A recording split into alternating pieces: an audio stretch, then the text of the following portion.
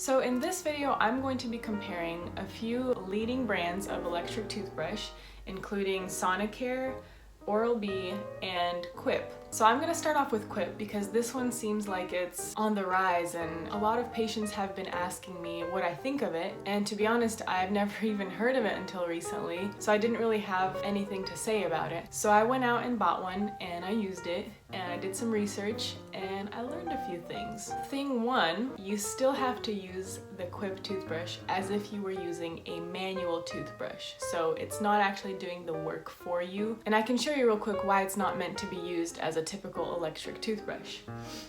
So the part that vibrates on this toothbrush is this little plate right here. When you turn it on, it just kind of buzzes. So just in comparison, let me show you one of the other electric toothbrushes. This one has the rod, and when you turn it on, you can't see the movement, but it actually moves a certain way. The whole rod moves. In turn, it moves the whole toothbrush, which does the work for you.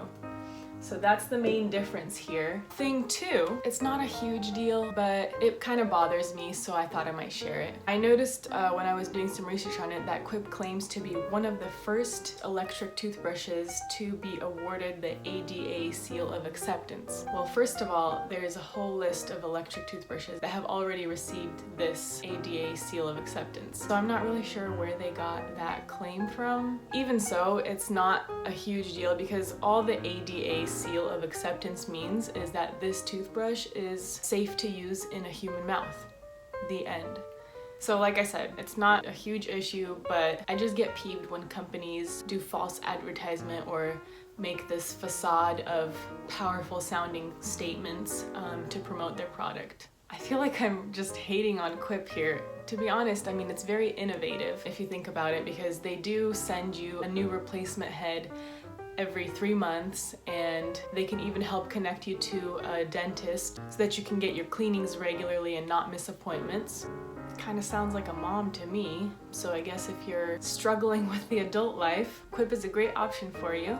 I still sound like I'm hating on Quip. I understand life can be hectic and sometimes it's nice to get one thing out of the way that you don't have to think about. The takeaway message though is if you do get Quip, make sure to use it like a manual toothbrush. So moving on to the other two true electric toothbrushes. So the main difference between the Sonicare and the Oral-B is the way the brush head moves.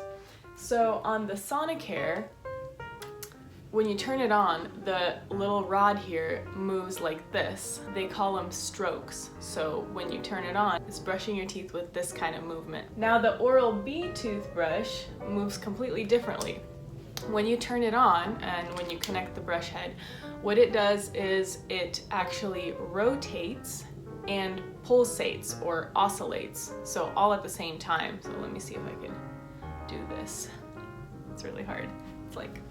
The other difference is the shape of the brush head. So if you kind of take a closer look here, the Oral-B is more round and the Sonicare is kind of more oval shaped. And actually the shape of the Oral-B brush head, in combination with the type of movement that it produces, makes the Oral-B clinically proven to be a better electric toothbrush. Sorry for the spoiler alert.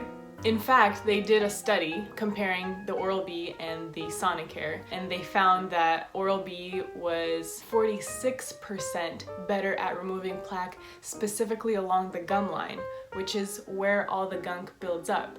So for me, that's like a no-brainer. Now, the one thing that I can think of that makes the Sonicare a little bit better than Oral-B is the fact that it's quieter.